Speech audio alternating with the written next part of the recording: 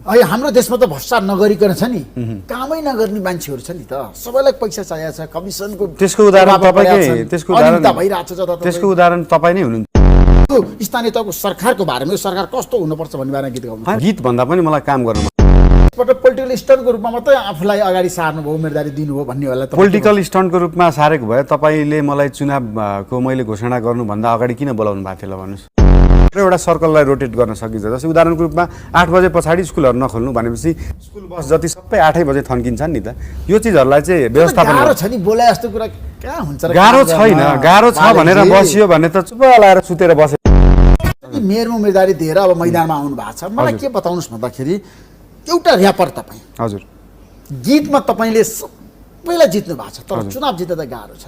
होइन, यस्तो गीत कुर्सीमा बसेर काम गर्न पनि गाह्रो छैन, गीत गाए चुनाव जस्तो जित्न होइन पनि गाह्रो छैन। गीत गाए जस्तो होइन, तर गीत गाउँदाखेरि मैले के को बारेमा गीत गाएको थिएँ भन्ने कुरा बुझ्नु पर्यो नि त। ल्याउने त्यसलाई के गर्ने अनि अर्को बोरिङ गरेर पानी झिकेर खोलामा हाल्ने पनि हुन्छ। त्यो देख्नु पनि भएको छ होला, तपाईँ त्यो बेला जानु पनि भएको थियो होला त्यो नेताहरू नहुने बेलामा।